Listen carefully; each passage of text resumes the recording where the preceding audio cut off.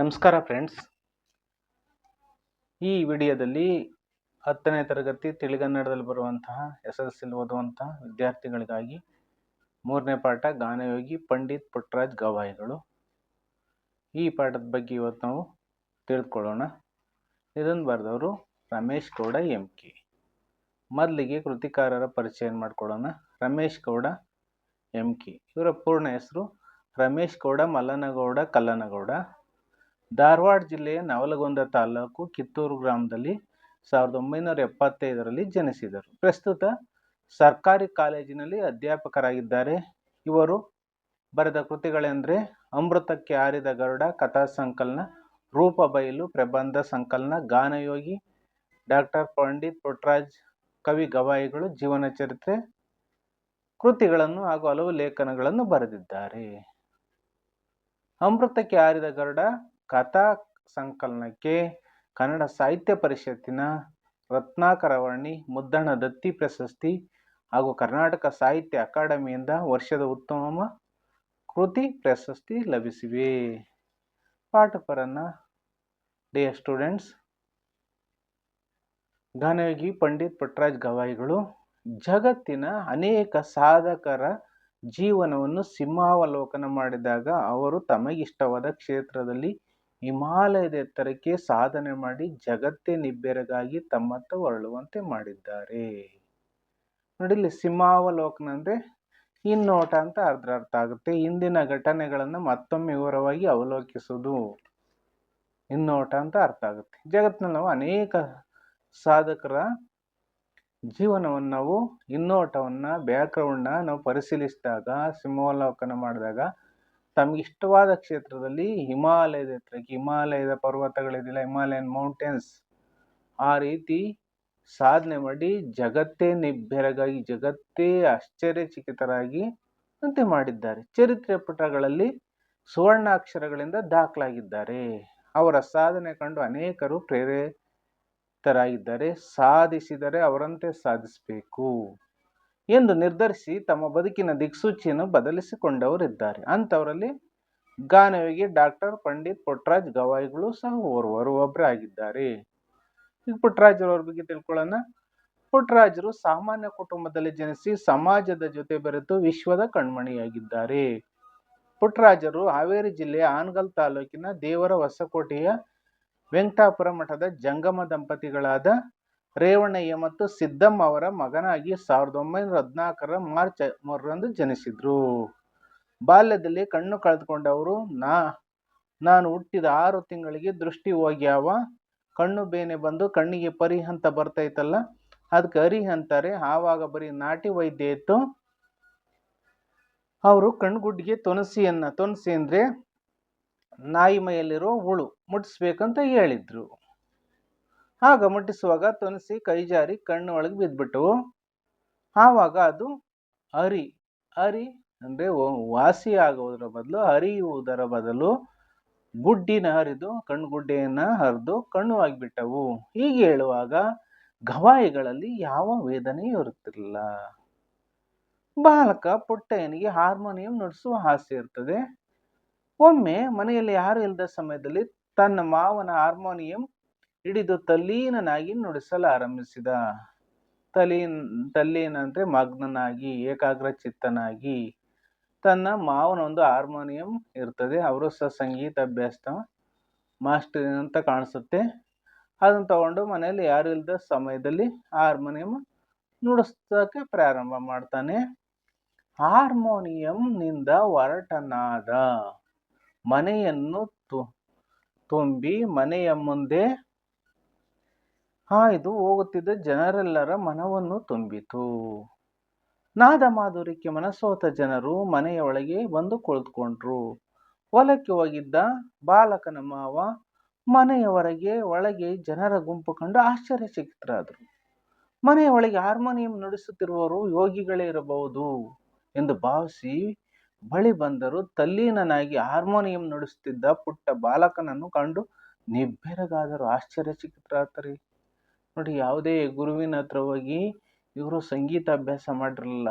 ಪುಟ್ಟಯ್ಯನವರು, ಬಾಲಕ ಪುಟ್ಟಯ್ಯ ಸರಿಗಮ ಪದನಿಸ ಸನ್ನಿಧಪ್ಪ ಮದನಿಸ ಸಪ್ತ ಸ್ವರಗಳನ್ನು ಸಹ ಕಲ್ತಿರ್ಲಿಲ್ಲ. ಆ ರೀತಿ ಹುಟ್ಟದಲ್ಲೇ ಪ್ರತಿಭಾವಂತರಾಗಿ ಬೆಳೆದಂಥವ್ರು ಪುಟ್ಟಯ್ಯನವರು.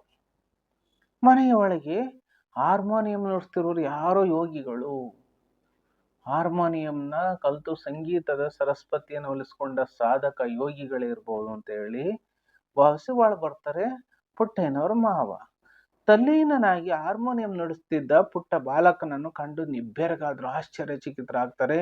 ಮಾವನ ಪಾದ ಸಪ್ಪಳದಿಂದ ವಿಚಲಿತನಾದ ಬಾಲಕ ಒಮ್ಮೆಲೆ ಹಾರ್ಮೋನಿಯಂ ನುಡಿಸುವುದನ್ನು ನಿಲ್ಲಿಸ್ತಾನೆ. ಮಾವ, ತಪ್ಪಾತು, ಕ್ಷಮಿಸು, ನೀನು ಮುಟ್ಟು ಎಂದ್ರು ನಾನು ಇನ್ನೆಂದಿಗೂ ನಿನ್ನ ಹಾರ್ಮೋನಿಯಂ ಮುಟ್ಟುವುದಿಲ್ಲ ಎನ್ನುತ್ತಾ ಮಾವನ ಪಾದಗಳಿಗೆ ತಡವಡಿಸಿದನು. ಆಗ ತಾನೇ ಆಡಲು ಕಲಿತ ಮರಿ ಕೋಗಿಲೆಯಂತೆ ಕೆನ್ನೆ ಮೇಲೆ ಕಣ್ಣೀರು ಸುರಿಸುತ್ತಿದ್ದ ಬಾಲಕನನ್ನು ಮಾವ ಬಿಗಿಯಾಗಿ ಅಪ್ಪಿಕೊಂಡು ಮುದ್ದುಗರೆಯುತ್ತಾ ಪ್ರೀತಿ ಮಾಡ್ತಾ ಆನಂದ ಬಾಷ್ಪ ಕಣ್ಣೀರ ದಾರಿಯನ್ನ ಬಾಲಕ ಪುಟ್ಟಯ್ಯನವರ ಮಾವ ಸುರಿಸ್ತಾರೆ.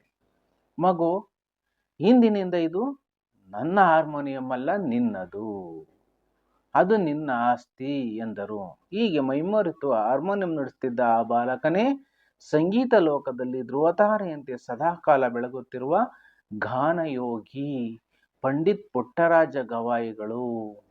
ಚಂದ್ರಶೇಖರಯ್ಯನವರೇ ಅವರ ಸೋದರ ಮಾವ. ಬಾಲಕ ಪುಟ್ಟಯ್ಯನವರ ಸೋದರ ಮಾವರ ಹೆಸರು ಚಂದ್ರಶೇಖರಯ್ಯನವರು. ಮುಂದೆ ಪಂಚಾಕ್ಷರ ಗವಾಯಿಗಳಲ್ಲಿ ಶಿಷ್ಯತ್ವನ ಇವರು ತಗೋತಾರೆ. ಸಂಗೀತ ಲೋಕದ ಜಗದ್ಗುರು ಪಂಡಿತ್ ಪಂಚಾಕ್ಷರ ಗವಾಯಿಗಳ ಸಂಚಾರಿ ಸಂಗೀತ ಪಾಠಶಾಲೆ ಒಮ್ಮೆ ಗವಿ ಮಠದಲ್ಲಿ ಕ್ಯಾಂಪ್ ಮಾಡಿತ್ತು. ಸಂಚಾರಿ ಸಂಗೀತ ಪಾಠಶಾಲೆ ಅಂದ್ರೆ ಮೊಬೈಲ್ ಮ್ಯೂಸಿಕ್ ಸ್ಕೂಲ್ ಅಂತ ಆಗುತ್ತೆ. ಎಲ್ಲೆಂದ್ರಲ್ಲಿ ಹೋಗಿ ವಾಹನಗಳಲ್ಲಿ ಹೋಗಿ ಅಲ್ಲಿ ಸಂಗೀತದ ಹೇಳ್ಕೊಡುವಂಥ ಶಾಲೆಗಳಿದ್ದು ಆಗಿನ ಕಾಲದಲ್ಲಿ. ಒಮ್ಮೆ ಗವಿ ಮಠದಲ್ಲಿ ಕ್ಯಾಂಪು ವಾಸ ಮಾಡುತ್ತೆ. ಅಲ್ಲಿಗೆ ಮಾವನವರೊಂದಿಗೆ ಅಂದರೆ ಅಯ್ಯನವರೊಂದಿಗೆ ಪುಟ್ಟಯ್ಯ ಬರ್ತಾನೆ. ಗುರುಗಳಾದ ಪಂಚಾಕ್ಷರಿ ಗವಾಯಿಗಳಲ್ಲಿ ಶಿಷ್ಯತ್ವನ ಸ್ವೀಕಾರ ಮಾಡ್ತಾರೆ. ಪ್ರೀತಿಯ ಶಿಷ್ಯರೆಲ್ಲರೂ ಅವರಲ್ಲೂ ಸಹ ಇವನು ಪ್ರೀತಿಯ ಶಿಷ್ಯರೆಲ್ಲರಲ್ಲಿ ಈತನೂ ಸಹ ಒಬ್ಬನಾತನೇ. ಯಾರಿಗೆ? ಪಂಚಾಕ್ಷರ ಗವಾಯಿಗಳಿಗೆ. ಪುಟ್ಟಯ್ಯನು ನಾನೊಬ್ಬ ಅಂಧ ಬಾಲಕ, ಬ್ಲೈಂಡ್ ಬಾಯ್, ಅವನಿಗೆ ನನ್ನ ಕಣ್ ಕಾಳ್ಕೊಂಡವನು ಕುರುಡನ ಬಾಲಕ, ನನ್ನಿಂದ ಏನಾಗಲು ಸಾಧ್ಯ ಅನ್ನೋದು ಯೋಚನೆ ಮಾಡಲಿಲ್ವಂತೆ. ಜಗತ್ತು ನೋಡದ ನನಗೆ ಜಗತ್ತಿಗೆ ಏನು ಕೊಡಲು ಸಾಧ್ಯ? ಇದ್ದಷ್ಟು ದಿನ ಗುರು ಸೇವೆ ಮಾಡುತ್ತಾ ಊಟ ಸಿಕ್ಕಲ್ಲಿ ಹೊಟ್ಟೆ ಒರೆದು ನೆಲ ಸಿಕ್ಕಲ್ಲಿ ಶಯನಗೈದು, ಶಯನ ಅಂದರೆ ಮಲ್ಕೊಂಡು ಈ ಬದುಕನ್ನು ಮುಗಿಸಿದರಾಯಿತು ಎಂಬ ವಿಷಣ್ಣ ಭಾವದಲ್ಲಿ ಇರುತ್ತಿರಲಿಲ್ಲ. ವಿಷಣ್ಣ ಅಂದರೆ ದುಃಖದ ಭಾವದಲ್ಲಿ ಇವರು ಇರ್ತಿರಲಿಲ್ಲ. ಅಂದ್ರೆ ನಾನು ಏನಾದ್ರು ಜಗತ್ತಿಗೆ ಕೊಡುಗೆ ಕೊಡಬೇಕು, ಸಾಧನೆ ಮಾಡಬೇಕು ಅನ್ನೋ ಒಂದು ಚಾಲೆಂಜನ್ನು ಮಾಡಿದಂಥ ಒಬ್ಬ ಅಂಧ ಬಾಲಕ ಪುಟ್ಟಯ್ಯನವರು ಆಗಿನ ಕಾಲದಲ್ಲಿ ಆಗಿದ್ರು. ನೋಡಿ, ಸಾಧಕನಿಗೆ ಸಾಧನೆಯೇ ಸ್ವತ್ತು. ಸೋಮಾರಿಗಳು ಆದರೆ ನಾವೇನು ಮಾಡೋಕ್ಕೂ ಸಾಧ್ಯವಿಲ್ಲ. ಪ್ರೀತಿಯ ಸಹೃದಯ ಬಂಧುಗಳೇ, ನನ್ನ ನೆಚ್ಚಿನ ವಿದ್ಯಾರ್ಥಿನಿಯರು, ನೋಡಿ, ಅವತ್ತು ಈ ಪುಟ್ಟಯ್ಯ ಬಾಲಕ ನಾನು ಅಂಧ ಕುರುಡ ಅಂತೇಳಿ ಸುಮ್ಮನಿದ್ದರೆ ಜಗತ್ತೇ ತಿರುಗಿ ನೋಡುವಷ್ಟು ಸಂಗೀತದಲ್ಲಿ ಸಾಧನೆ ಮಾಡೋಕ್ಕೆ ಆಗ್ತಿರ್ಲಿಲ್ಲ. ಅಷ್ಟೊಂದು ಜಗತ್ತೇ ತಿರುಗಿ ನೋಡ್ತೀವ್ರ ಹತ್ರ ಆಗಿನ ಕಾಲದಲ್ಲಿ. ಮುಂದರ್ದು ಪಂಚಾಕ್ಷರ ಗವಾಯಿಗಳನ್ನು ಅನುಸರಿಸಬೇಕು, ಅವರ ನುಡಿಯೇ ನನಗೆ ಮಂತ್ರ, ಅವರ ನಡೆಯೇ ನನಗೆ ಆಚಾರವಾಗಬೇಕು ಎಂದು ನಿರ್ಧರಿಸಿದ 8 ವರ್ಷದ ಪುಟ್ಟಯ್ಯ ತನ್ನ ಎಲ್ಲ ಸಹಪಾಠಿಗಳಿಗಿಂತ, ಕ್ಲಾಸ್ಮೇಟ್ ಸಹಪಾಠಿಗಳಂದ್ರೆ ಒಂದೇ ತರಗತಿಯಲ್ಲಿ ಓದುತ್ತಿರುವಂಥವ್ರಿಗೆ ಬಲು ಬೇಗ ಗುರುಗಳು ಹೇಳಿದ್ದನ್ನು ಗ್ರಹಿಸಿ ಕಲ್ತ್ಕೊಂಡರು. ಗುರು ಶಿಷ್ಯರೀರುವರು ಅಂದರು.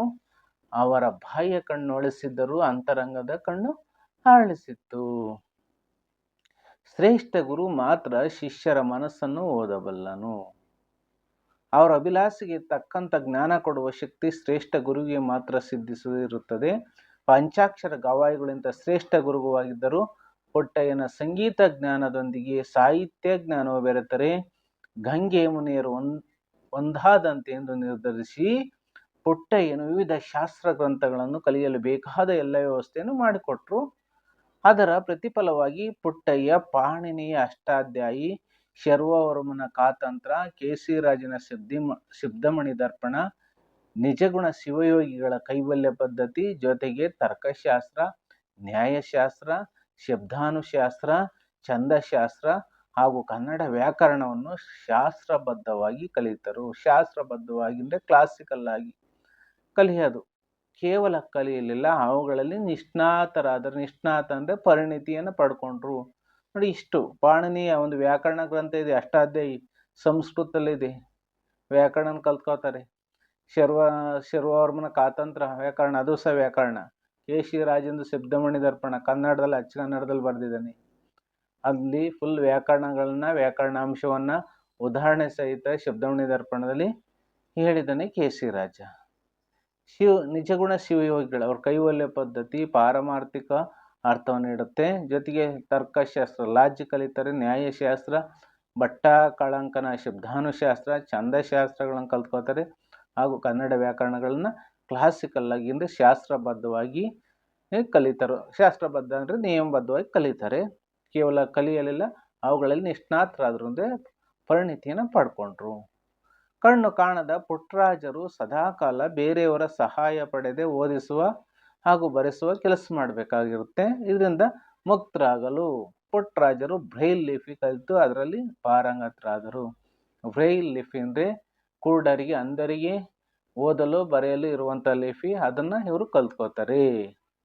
ಸಮಾಜಕ್ಕೆ ಮುಡುಪಾದ ಜೀವ. ಮುಂದಿನ ಪಾಯಿಂಟು, ಸಮಾಜಕ್ಕೆ ಮುಡುಪಾದ ಜೀವ.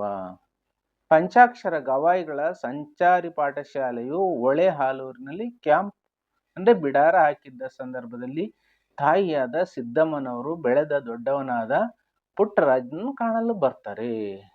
ಸಂಗೀತದಲ್ಲಿ ಸಕಲ ವಿದ್ಯೆಗಳಲ್ಲಿ ಪಾರಂಗತರಾದ ಮುದ್ದು ಮಗನನ್ನು ನೋಡಿದ ತಾಯಿಗೆ ಅಂತಃಕರಣ ತುಂಬಿ ಬಂತು. ಪಂಚಾಕ್ಷರ ಗವಾಯಿಗಳ ಪಾದಕ್ಕೆರಗಿ ಸೆರೆಗೊಡ್ಡಿ ಮಗನನ್ನು ಮನೆಗೆ ಕಳಿಸಿಕೊಡುವಂತೆ ಬೇಡಿಕೊಂಡ್ರು. ಗವಾಯಿಗಳು, ಅವನು ಬಂದರೆ ಕರ್ಕೊಂಡು ಹೋಗು ತಾಯಿ ಎಂದು ವಾತ್ಸಲ್ಯಪೂರ್ಣವಾಗಿ ಹೇಳಿದರು. ಸಿದ್ದಮ್ಮನವರು ಪುಟ್ಟಯ್ಯನೆಡೆಗೆ ಬಂದು ಮನೆಗೆ ಬರುವಂತೆ ಕೇಳಿಕೊಂಡ್ರು. ಆದರೆ ಪುಟ್ಟಯ್ಯನ ಮನಸ್ಸು ದೃಢವಾಗಿತ್ತು.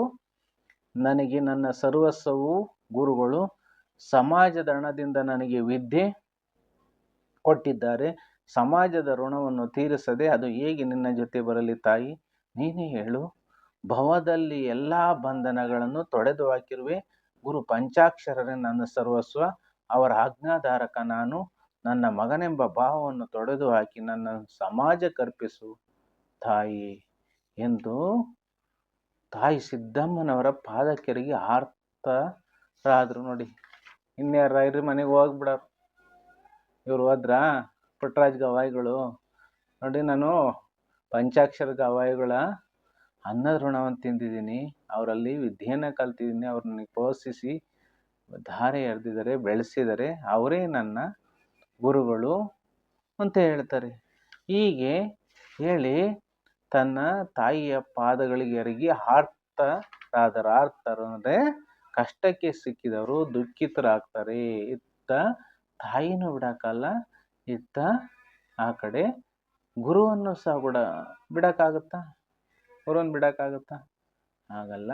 ಹಾಗಾಯಿತು. ನೋಡಿ ಮುಂದೆ ಏನಾಗುತ್ತೆ ನೋಡಿ. ಸಾಮಾನ್ಯರಂತೆ ವರ್ತಿಸದೆ ಮಹಾತಾಯಿಯಂತೆ ಮಗನಿಗೆ ಆಶೀರ್ವದಿಸ್ತಾರೆ ಆ ಮಹಾತಾಯಿ ಸಿದ್ದಮ್ಮ. ನಿನ್ನಂಥ ಶ್ರೇಷ್ಠ ಪುತ್ರ ರತ್ನವೊಂದನ್ನು ಎತ್ತ ಭಾಗ್ಯ ನಂದಾಗ್ಲಿ. ಹೆಂಡತಿ ಮಕ್ಕಳು ಸಂಸಾರವೆಂಬ ಬಂಧನದಲ್ಲಿ ಬಂದಿಯಾಗುವುದು ನಿನಗೆ ಇಷ್ಟವಿಲ್ಲದಿದ್ದರೆ ನನ್ನ ಜೊತೆ ಬರುವುದು ಬೇಡ ಮಗನೇ.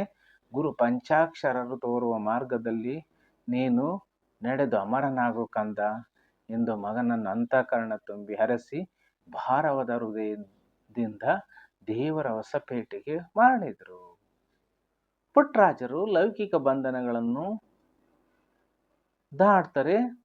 ಲೌಕಿಕ ಬಂಧನಗಳು ಅಂದರೆ ಸಾಂಸಾರಿಕವಾಗಿ ಪ್ರಾಪಂಚಿಕವಾಗಿರುವಂಥ ಮದುವೆ, ಕುಟುಂಬ ಅನ್ನೋದು ಲೌಕಿಕ ಬಂಧನ. ಆ ಲೌಕಿಕ ಬಂಧನಗಳ ಹೊಸ್ತಿಲು ಮನೆಯಲ್ಲಿರುತ್ತಲ್ಲ, ಹೊಸ್ಲು ಅಂತಾರೆ, ದಾಟಿ ಅನಿಕೇತನಾದರಾದರು. ಅನಿಕೇತನ ಅಂದರೆ ಶ್ರೇಷ್ಠರಾದಂಥವ್ರು. ಅನಿಕೇತನ, ಓ ನನ್ನ ಚೇತನ ಆಗು ನೀ ಅನಿಕೇತನ ಅಂತ ನೋಡಿ ಕುವೆಂಪು. ಹಾಗೆ ಅನಿಕೇತನ ಅಂದರೆ ಮನೆ ಇಲ್ಲದವ ಅಂದರೆ ವಿಶ್ವಮಾನವನ ಆಗ್ತಾರೆ. ಅನಿಕೇತನ ಅಂದರೆ ವಿಶ್ವಮಾನವ ಆಗ್ತಾರೆ. ಮುಂದೆ ಗಾಂಧಿ ತತ್ವಾನುಯಾಯಿಗಳಾದ ಅನುಯಾಯಿಗಳಾದ ನೋಡಿ, ಬಿಡ್ಸಕ್ಕೆ ಎಷ್ಟಿದಾಗುತ್ತೆ ಅಂದ್ರೆ ಗಾಂಧಿ ತತ್ವ ಅನುಯಾಯಿಗಳಾದ ಪಂಚಾಕ್ಷರ ಗವಾಯಿಗಳು ಭಾರತದ ಸ್ವಾತಂತ್ರ್ಯ ಚಳವಳಿಗೆ ಮುಖ್ಯ ಪ್ರೇರಣೆಗಳಲ್ಲಿ ಒಂದಾದ ಖಾದಿ ಬಟ್ಟೆಯನ್ನು ಧರಿಸಿಕೊಳ್ಳುವುದರ ಮೂಲಕ ಸ್ವದೇಶಿ ಆಂದೋಲನಕ್ಕೆ ಕೈ ಜೋಡಿಸಿದರು. ಅವರೊಂದಿಗೆ ಪುಟ್ಟರಾಜರು ಖಾದಿ ಬಟ್ಟೆಯನ್ನು ತೊಡುವ ಪ್ರತಿಜ್ಞೆಯನ್ನು ಮಾಡ್ತಾರೆ. ಹಾಲಿನಂಥ ಮನಸ್ಸುಳ್ಳ ಪುಟ್ಟರಾಜರು ತಮ್ಮ ಜೀವನದ ಉದ್ದಕ್ಕೂ ಶುಭ್ರವಾದ ಖಾದಿ ಬಟ್ಟೆಗಳನ್ನು ಧರಿಸಿ ಭಾರತೀಯ ತತ್ವಕ್ಕೆ ಮಾದರಿ ಹಾಕ್ತಾರೆ. ಶುಭ್ರವಾದ ಬಿಳಿಯ ಉದ್ದನೆಯ ಅಂಗಿ, ಪಂಚೆ, ತಲೆಗೆ ಕೆಂಪು ಪೇಟ, ನೊಸಲಲ್ಲಿ ತ್ರಿಪುಂಡ ಭಸ್ಮ, ಕೊರಳಲ್ಲಿ ರುದ್ರಾಕ್ಷಿ ಮಾಲೆ, ಪಾದಗಳಿಗೆ ಅರಿವೆಯ ಪಟ್ಟಿಗೆಗಳನ್ನು ಜೋಡಿಸಿದ ಕಟ್ಟಿಗೆ ಹಾವುಗಳು, ಕೈಯಲ್ಲಿ ಉದ್ದನೆಯ ಬೆತ್ತ, ಇವು ಪುಟ್ಟರಾಜರ ಬಾಹ್ಯ ವ್ಯಕ್ತಿತ್ವದ ಗುರುತುಗಳಾಗಿದ್ದವು. ಪುಟ್ಟರಾಜರು ಕಂಡ ಶ್ರೇಷ್ಠ ಕನ್ನಡ ನಾಡಿನ ಸಂಗೀತ ರತ್ನ ಇವರು. ಮುಂದುವರೆದು, ಪುಟ್ಟರಾಜರು ಕನ್ನಡ, ಹಿಂದಿ, ಸಂಸ್ಕೃತ ಭಾಷೆಗಳಲ್ಲಿ ಅಗಾಧ್ಯ ಪಾಂಡಿತ್ಯ ಗಳಿಸುವುದರೊಂದಿಗೆ ಗಾಯನ, ವಾದನ, ಸಾಹಿತ್ಯ, ಕೀರ್ತನ ಮೊದಲಾದ ಕ್ಷೇತ್ರಗಳಲ್ಲಿ ವಿಶಿಷ್ಟ ಸಾಧನೆ ಮಾಡಿ ಜ್ಞಾನಯೋಗಿ, ಗಾನಯೋಗಿ ಎಂದು ಪ್ರಸಿದ್ಧರಾದರು. ಕನ್ನಡ, ಸಂಸ್ಕೃತ, ಹಿಂದಿ ಭಾಷೆಗಳಲ್ಲಿ 75ಕ್ಕೂ ಅಧಿಕ ಕೃತಿಗಳನ್ನು ರಚಿಸಿ ತ್ರಿಭಾಷಾ ಕವಿಯಾದರು. ಕನ್ನಡದಲ್ಲೂ ಸಾಹಿತ್ಯ ರಚನೆ ಮಾಡಿದರು, ಸಂಗೀತದಲ್ಲೂ ಇವರು ಪ್ರೌಢಿಮೆಯನ್ನು ಪಡ್ಕೊಂಡ್ರು, ಸಂಸ್ಕೃತದಲ್ಲಿ ರಚನೆ ಮಾಡಿದರು, ಹಿಂದಿ ಭಾಷೆಯಲ್ಲಿ ರಚನೆ ಮಾಡಿದರು. ನೋಡಿ, ಅವರ ಸಾಧನೆಗೆ ಪ್ರಶಸ್ತಿಗಳನ್ನ ಕೊಡಲಾಗ್ತದೆ. ಆ ಪ್ರಶಸ್ತಿಗಳೆಂದರೆ ನಾಡೋಜ, ಬಸವಶ್ರೀ, ಪದ್ಮಭೂಷಣ, ಗೌರವ ಡಾಕ್ಟರೇಟ್ ಮುಂತಾದ ಗೌರವ ಪ್ರಶಸ್ತಿಗಳು ಸಾಲುಗಟ್ಟಿ ಬಂದವು. ಇವರು ಪ್ರಶಸ್ತಿ ಹಿಂದೆ ಓಡೋಗ್ಲಿಲ್ಲ, ಬೆನ್ನು ಬೀಳಲಿಲ್ಲ, ಇವರಿಂದೆ ಪ್ರಶಸ್ತಿ ಓಡ್ ಬಂತು. ಹಾಗೆ ನೀವು ಸಹ ಆಗಬೇಕು ಮಕ್ಕಳ, ಸರ್ವೋದಯ ಬಂಧುಗಳೇ. ಹೀಗೆ ಸಂಗೀತ ಲೋಕದ ಧ್ರುವ ನಕ್ಷತ್ರರಾಗಿ ಸಾವಿರಾರು ಶಿಷ್ಯರ ಬದುಕಿಗೆ ದಿವ್ಯ ಬೆಳಕಾದ ಗಾನಯೋಗಿ ಡಾಕ್ಟರ್ ಪಂಡಿತ್ ಪುಟ್ಟರಾಜ್ ಕವಿ ಗವಾಯಿಗಳು ದಿನಾಂಕ 17/9/2010 ಅನಂತದಲ್ಲಿ ಅನಂತವಾದರು, ಅಂದರೆ ದೈವಾಧೀನರಾದರು, ಇತಿಹಾಸದಲ್ಲಿ ಅಮರರಾದರು. ಇತಿಹಾಸ ಇವ್ರನ್ನ ಗುರುತಿಸುವಂತೆ ಅಮರ ಅಂದರೆ ಶಾಶ್ವತವಾದರು. ಇಲ್ಲಿಗೆ ಈ ಪಾಠದ ವಿಡಿಯೋನ ಮುಗಿಸ್ತಿದ್ದೀನಿ. ಎಲ್ಲರೂ ಸಹ ಈ ವಿಡಿಯೋ ನೋಡಿದ್ದಕ್ಕಾಗಿ ಧನ್ಯವಾದಗಳು. ಲೋಕಾನಾಂ ಸರ್ವೇ ಜನೋ ಸುಖಿನೋ ಭವಂತು.